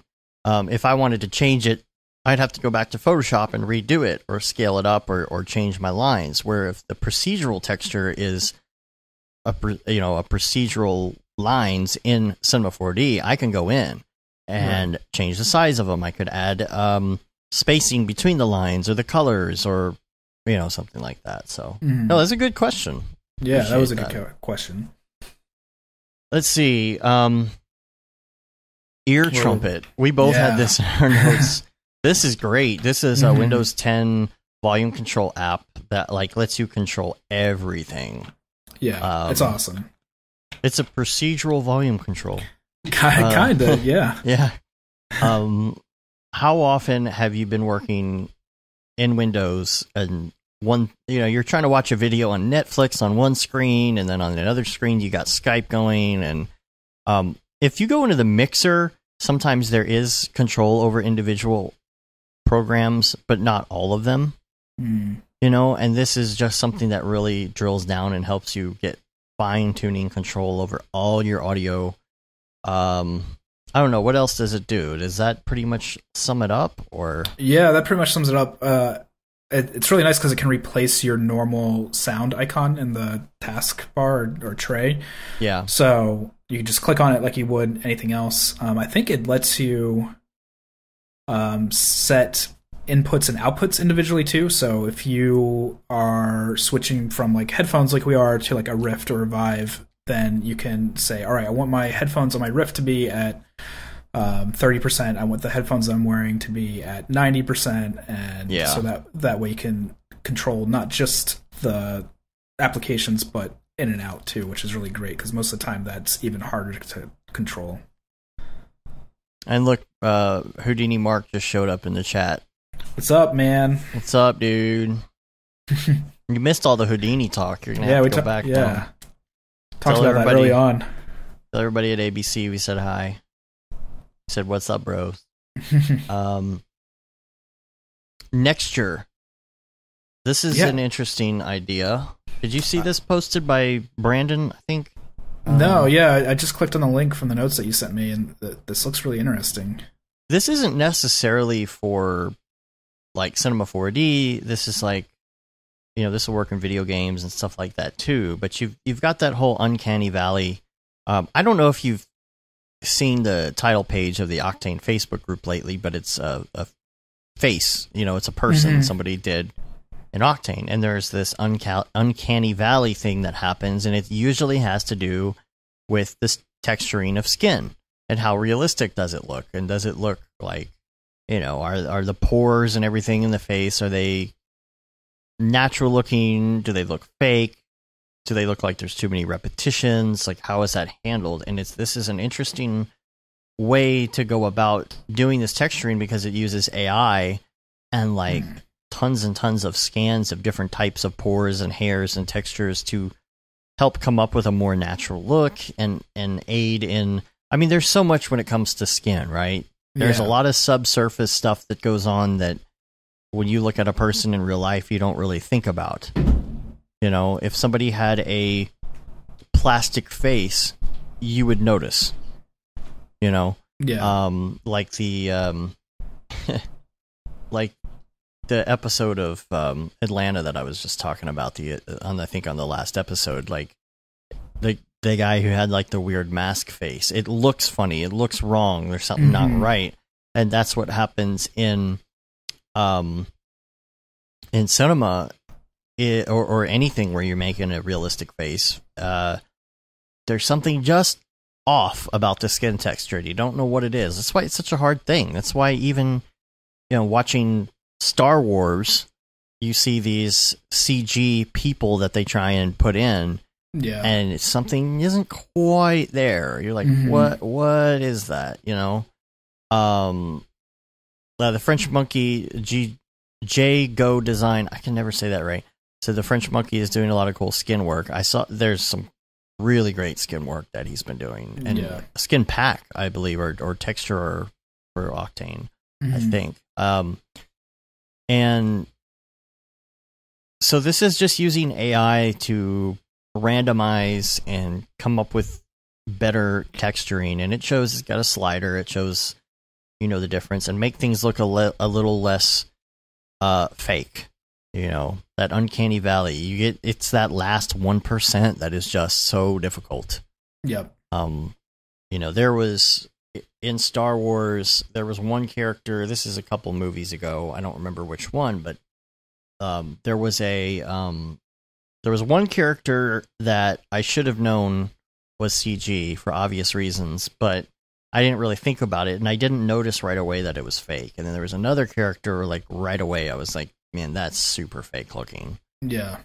And part of the way people are getting around that now is instead of going through all this trouble to recreate faces and skin, they're just using what's the NVIDIA CUDA thing that everyone was doing for a while, the deep fakes. Oh yeah.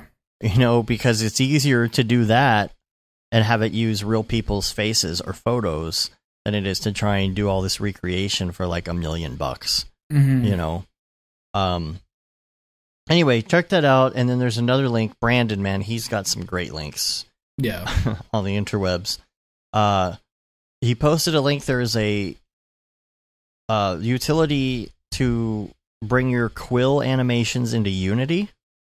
Oh, cool.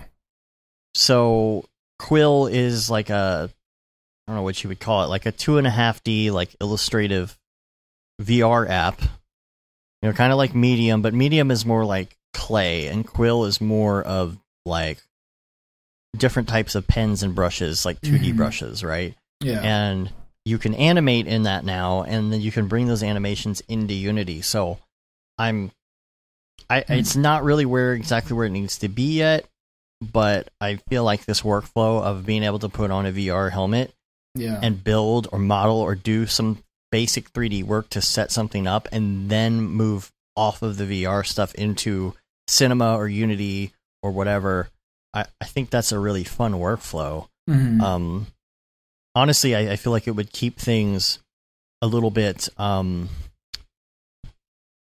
I don't know. I think it would keep things a little more. It would mix things up for me. Yeah. In a good way, a little variety in life to be able to say, okay, I'm going to go into VR and do some stuff for a while, and then I'm going to come over here and I'm going to work at my desk and get me to stand up, you know. Yeah.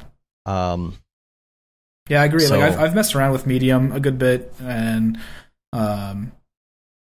it feels much more intuitive to me. Like, I've never been a good sculptor, but for some reason, or like using ZBrush, I've never been really good at it. But then doing it inside Medium, it seems to make a lot more sense. And I can probably see that happening with people with Quill too, where it just makes sense to work in that and then go into something like Unity. And their stuff that they've done as far as like samples in Quill. Oh my gosh, dude! If you go in there, it's just, there's some beautiful stuff, and I'm like, how are people doing this? It's like the stuff Steve Teeple does. Oh yeah, you know, he creates all of this stuff in VR, and I'm like, dude, how do you do that? You know, because the tool sets are pretty limited right now, right, compared to what you can do on the computer, and some people are coming up with some great stuff. You have a link here, Houdini link, MOPS. Motionoperators.com. What is that? Yeah, we talked about that a little bit in the beginning. So Motion Operators is that clone or the recreation of like Cinema 4D's MoGraph tools inside of Houdini, and it's just straightforward. Here's how you take a box and put it on a sphere and have clones of the box around the sphere and things like that. Just makes it a lot more intuitive. Have like a plane effector and a color effector and everything that you would want from Cinema 4D now inside Houdini. So just it's great. It's still an alpha, so it's a little buggy at times, but I recommend anyone that's interested in getting into Houdini, check out MOPS and maybe dipping your toe into the Houdini Kool-Aid. X-Particles tutorials coming out from Bob Walmsley. Is that how you say it? Yeah, I think he's in. I thought I saw him in the Brograph chat too recently. Oh, really? Yeah, I thought I saw him in there. Let me check really quick. Bob. Yeah, XP Reel tutorials. Yeah, so all the X-Particle reels that have come out, Bob is now in charge of making tutorials on how they did that stuff in the reels. And so every Monday, it seems like they've put out a new tutorial, or every couple of days they're putting out a new tutorial of how they made water in a helix and how they made fire explosion stuff. Yeah, it's been really great. How come I haven't seen Bob? Where is this? In the X-Particles? Yeah, in X-Particles. If you do a search in X-Particles, if you do type Bob, he's the only Bob. Yeah, I haven't been in here since the 6th. That's not very good. I need to catch up. Yeah, all right. I see a Ken. I see JP. A lot more Ken. Pepe the Lion. I don't see Bob. You just do a search in the search bar at the top. Oh, okay. Yeah, that's how I found it. Cool. Yeah. Probably not as good as Andy's X Particle Slack, but we've got some stuff going on in there. So, and then this other one, John Hutton's Just the Tip series. Yeah. Cinema 4D quick tips on a variety of things. Big Green Mug. Yeah, so John's alias is Big Green Mug. He hangs around in the Slack a lot too. He's mostly known for like his character rigging tutorials, but he's been doing more short quick tips, hence the quick Just the Tip. But the one that he just came out was like how to loop a cloth animation inside Cinema 4D, and it's a minute 30 long, and he goes through it just really quickly, straightforward, and it's awesome. But he's got a handful of these, and I feel like he deserves a shout out for putting in the effort to just do straightforward quick tip tutorials. Cool. So you ready for some Beeple's People? Yeah. Beeple's People, where do you get the Grable?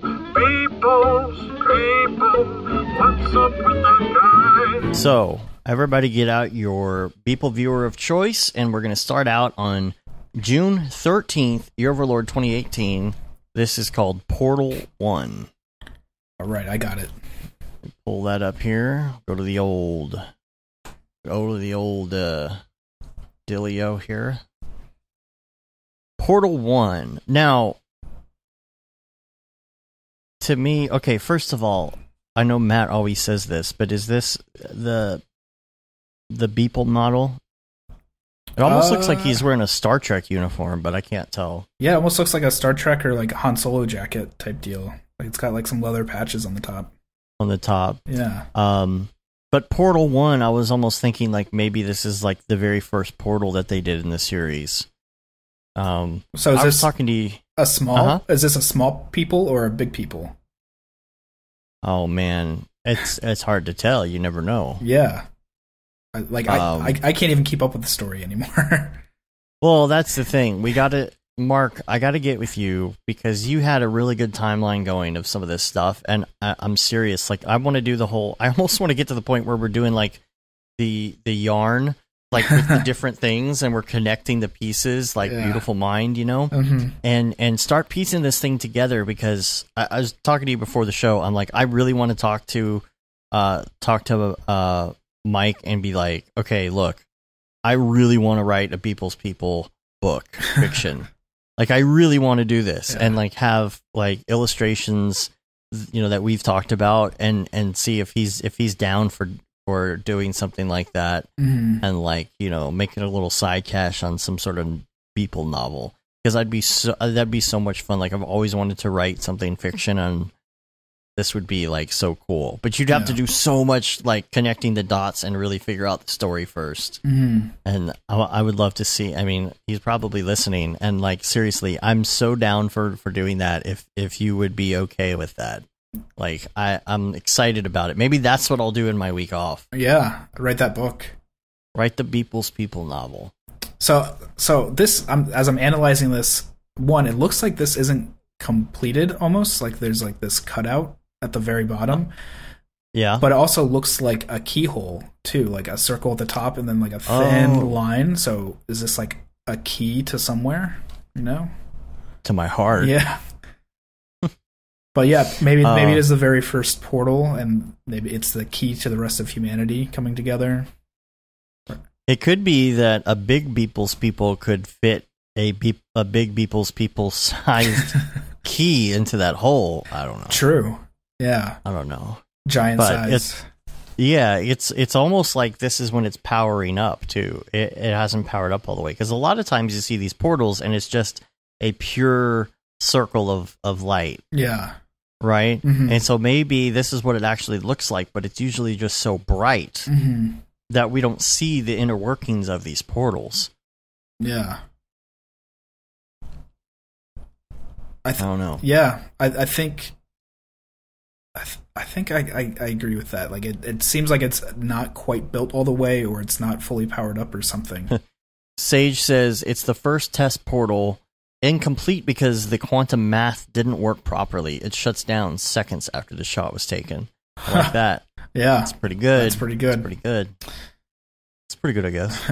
All right, so are we gonna do like technical? Or are you guys still doing that? Or are we just doing stories? If you want to, like, if you have something to say, I think that's the thing. If you have something technically to say, like, it's relevant. But like, I don't think there's any reason to go in and be like, oh, look at the specular on the ground. I think we've covered that. Yeah, you know. But what do you think technically? So I'm almost wondering if he is using a little bit of Houdini for this, because it reminds me of a Houdini tutorial I did, and I remember at the beginning of the year he said he wanted to start getting into it. And Rowan Dalby has a series that he's put out. He was a Houdini teacher that you model a portal. He's like not this. the Entagma guy, right? No, he's not. It's the other. This is the other site. Yeah, and he's generally pretty good too. But he has a portal that you build that's very similar to the shape of this. Oh, really? Yeah. So I wonder if people's finally starting to get into Houdini a little bit, like he said at the beginning of the year. So is it like a procedural portal tunnel? Like a procedural Houdini? Yeah, a procedural model that you put together. So if you need to add more greeples or greebles, I'm screwing up greeples and beeples.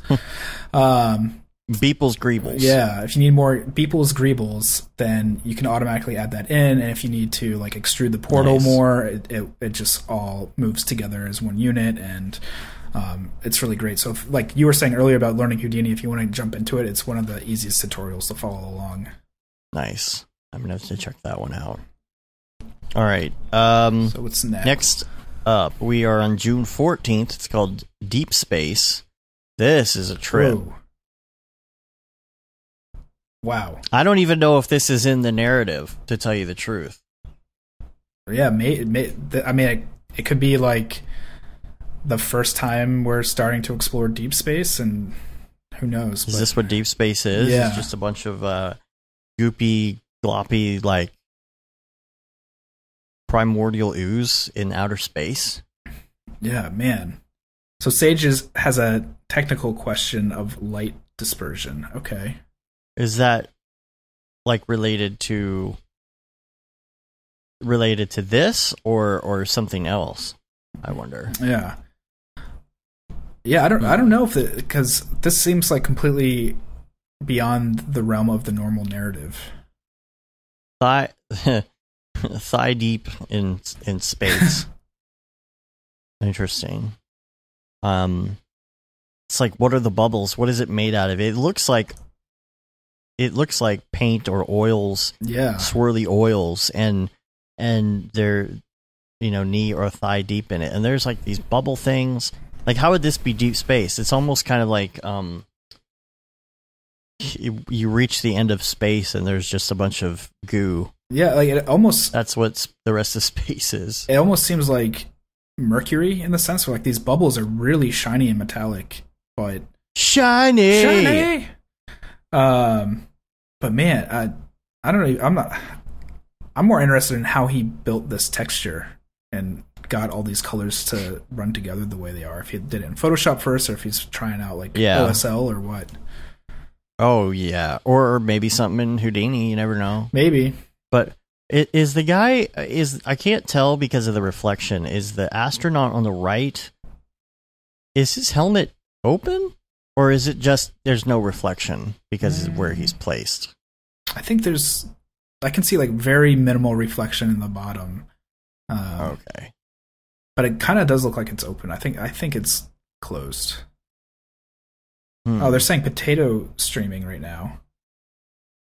I don't know. I don't know either. Shouldn't be. Yeah, I don't know. Not having any issues here, but hopefully that'll get better. All right, there's another one, June 15th. This is called Lithium Transport. Oh, cool. And he animated this one too. Yeah. Oh man, I love the animations that he's been doing lately. So lithium, that's kind of I think there's been a reference to lithium before, hasn't there? Maybe. I don't recall.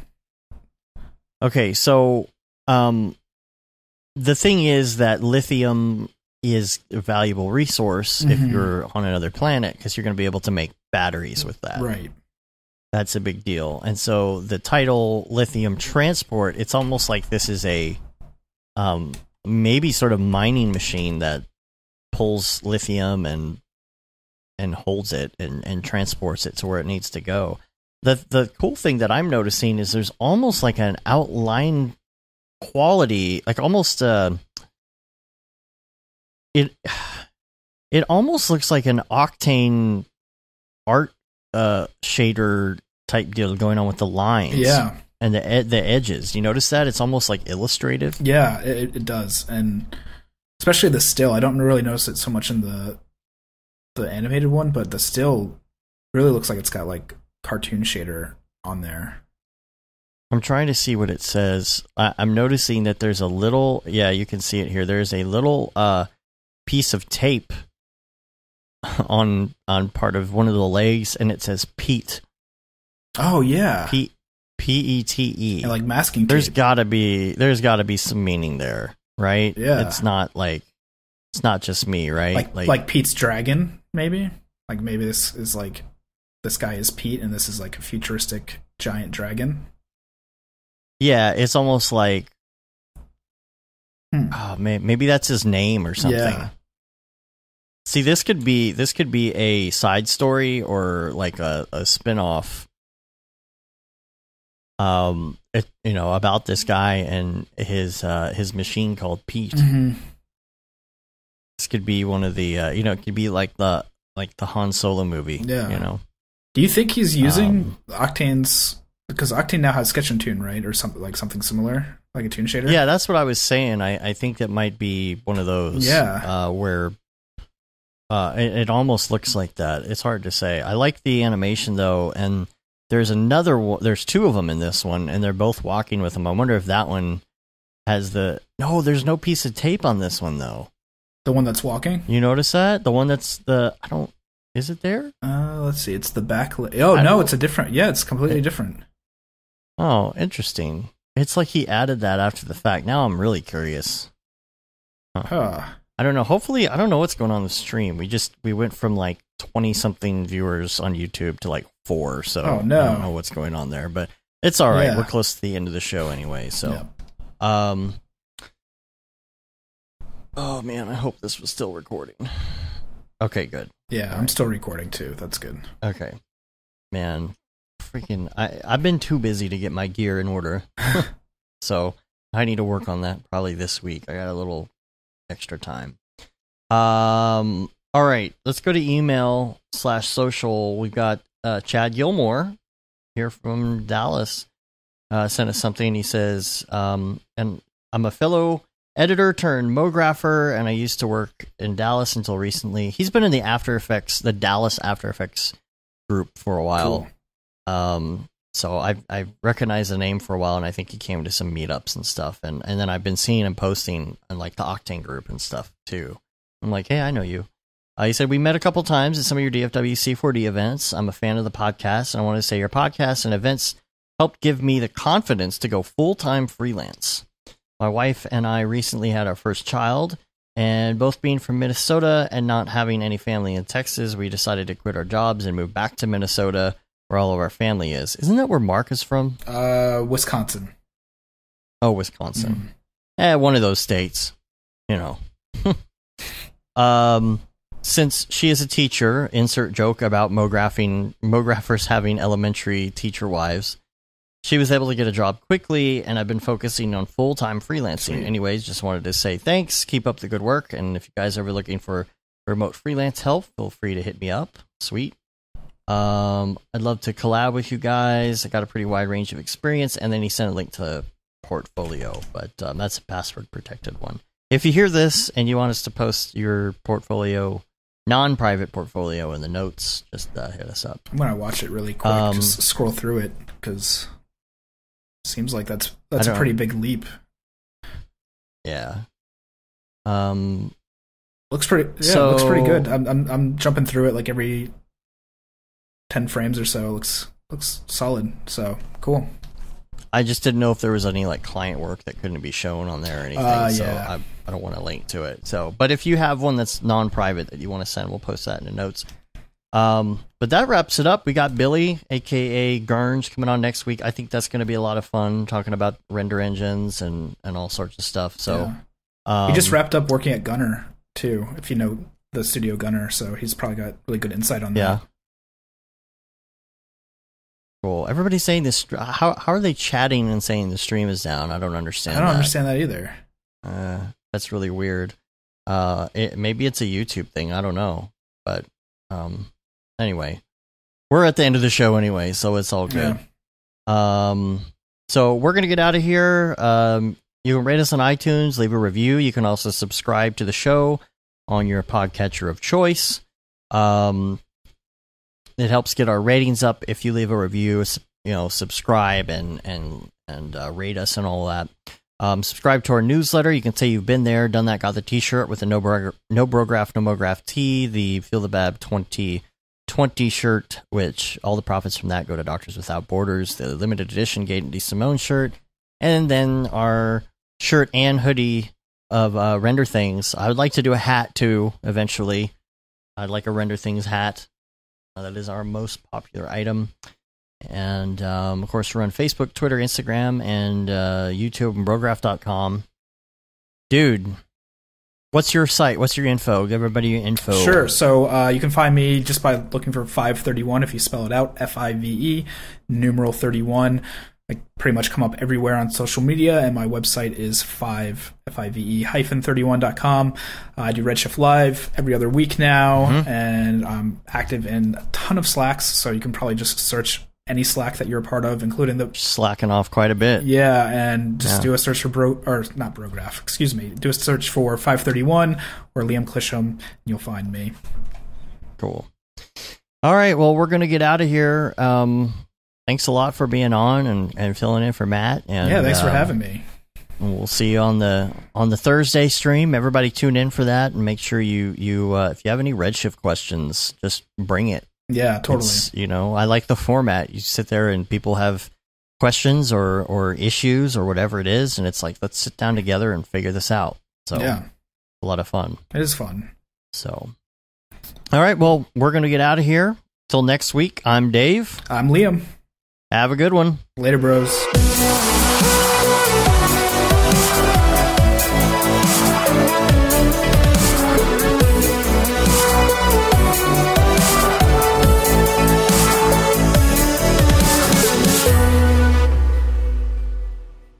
It's pretty good, I guess. Brograph.com, an online resource for learning Cinema 4D, After Effects, and other motion graphics tools, specifically catered to help you prevail as a motion graphic designer. What's up, bros? Welcome to another Brograph motion graphics tutorial. With tutorials, plugins, and now a podcast with tens of thousands of listeners worldwide. Yeah, it's a great community to be part of. We give you professional time-saving tips, industry news, interviews, shortcuts, and lessons that help keep you current in the world of motion design. Join HDR Studio, take the render settings, pick the HDR, put in a reflection, and gorgeous. I love projects that scare me. When our art director comes to us and asks for something that I had never done before, man, it gets me pumped. Our weekly long-form podcast will give you the latest news, help you in your file management, hardware configuration, and client relations. Learn about the latest render engines, modeling techniques, and workflow integration while staying entertained. Real nice banana. Ah, that's so funny. All right. I'm going to live forever. Our Brograph Talks are a chance to see the way industry leaders from around the globe are changing the face of motion design. Sometimes you got to make stuff that you're not going to put on your reel, and I'm not here to judge. The podcast and talks include people like People, Barton Damer, Nick Campbell, Andrew Kramer, David Ariev, Chad Ashley, Paul Babb, EJ Hassenfrost, Mitch Myers, Chris Schmidt, Jules Urbach, Cornelius Dammert, David Brodeur, Andy Needham, Caitlin Kaju, Zubair Parker, Noseman, Ryan Bean, Casey Hupke, Nick Lyons, Sage, Joey Korenman, Jeremy Cox, Rick Barrett, John Dickinson, Matthias Omatola, Patrick Goski, Brandon Clements, Steve Teeple, Tom Glimpse, Patrick Longstrom, Julia Simone, Devin Coe, Al Heck, and even Deadmau5. You get that render done. Yeah, you better frame what?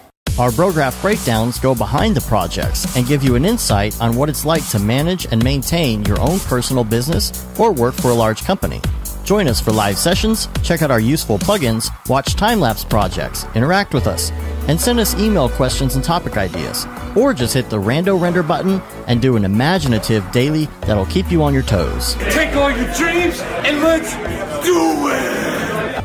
Subscribe today and get automatic updates on the latest tutorials, tricks, tips, and inspiration brought to you by industry professionals Dave Koss and Matt Milstead. We don't care how you get here, folks. Just get here. Subscribe now to Brograph Tutorials.